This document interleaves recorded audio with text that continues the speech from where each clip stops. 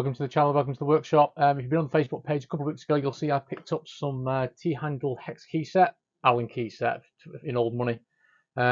These from Aldi. I think I paid about £8, £8 or £9 for these. They range from 2mm to 10mm. They've got the little bits on the bottom which allows you to get in at an angle. And yeah, something I do not have in the workshop. Ooh, almost falling out. Something I do not have in the workshop. So to make these more practical to use, I'm going to build a holder for them, mount it to the wall on the shed. It's going to be over here where my screwdrivers and other bits and pieces are.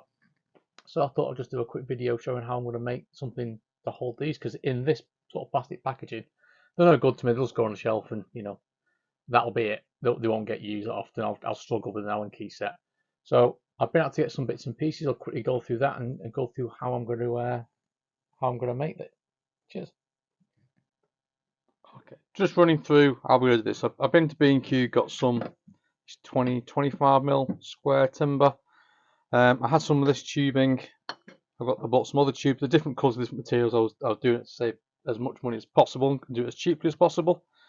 The idea is that these will sit. If this is the wall, these will sit in here, and be stacked up in here, and they'll slot, just to give a little bit extra support because I don't want to put them straight into the wood because the holes will eventually open up. I'll slot them into some of this metal tubing that'll slide in, give it a little bit more depth to it and hold it in place. Now, when I was looking at this, I had a bit of a problem with it because these are naturally heavy down. It means that we're going to hold, basically sit on top of each other like that. So what I'm going to have to do is, when I cut the pieces of metal, because these are hex and the squares are on the top, on the sides, I'm just going to use a set of pliers, squeeze the metal to square them up so they'll sit with this effectively like that, stacked up, if that gets my meaning. So first thing I'm going to do is drill a load of holes. They're going to be drilled at 45 degrees. I've done some testing on this, and I'm just going to use one of my welding magnets. At 45 degrees, I can literally put that on there, get my drill bit on my drill along it, put it there along it, and then stop the hole, and I'll drill straight through, and then I'll size it accordingly to each of these. And these are all going to be cut to about 100mm long, maybe less, maybe 50mm long, just to give it extra little bit. So that's the plan. So the first thing to do is mark all this out where they're all going to go, and then I need to confirm what size each of these needs to be for each of these pipe. They're tubes, and then the tube diameters with my drill set so I can drill the holes. So we'll get on with that.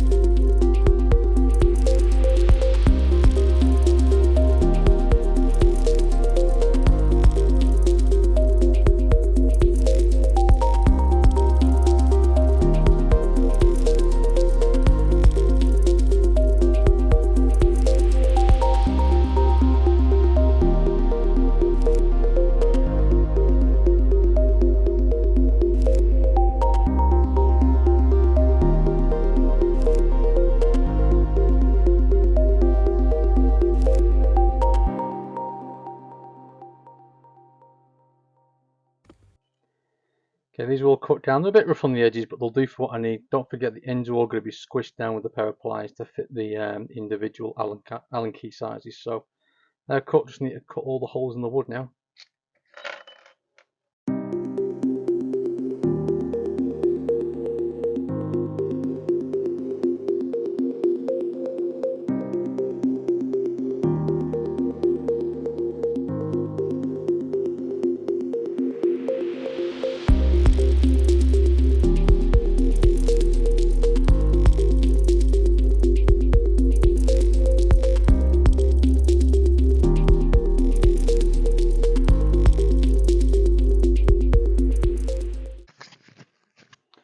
Okay, so all these are drilled. You can see I've not got my line very well done there. Now I just need to knock these in. Oh, I was going to put some glue. Let's get some glue.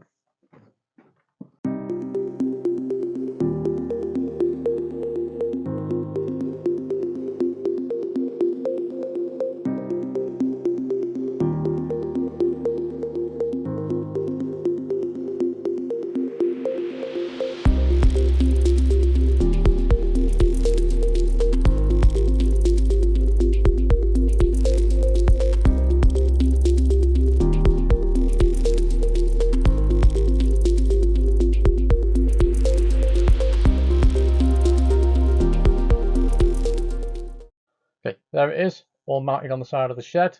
I like to have my tools all off my workbench, and this is working quite well. Again, these are tools that I've not had before, and that plastic thing that came in was absolutely useless. Whereas now they're just easily accessible. What I will do when the glue's gone off, I'll probably nip these up to hold them a little bit tighter. But I'm really happy with the way they are fitting in this workspace that's here. You have noticed though that my set squares are a little bit covered by it, but again, that's something I can easily move or relocate somewhere else. Something I don't use that often. But yeah, just thought it'd be a quick video showing how I made this out of effectively some spare parts, some tubing I've got around the shed, some bits of timber, just to make my workspace more usable. There'll be some more workshop infrastructure videos coming along in the next probably 6 months or so over winter, just to have a reorganisation. But if you made it this far, thanks for watching. I hope it was useful. Cheers.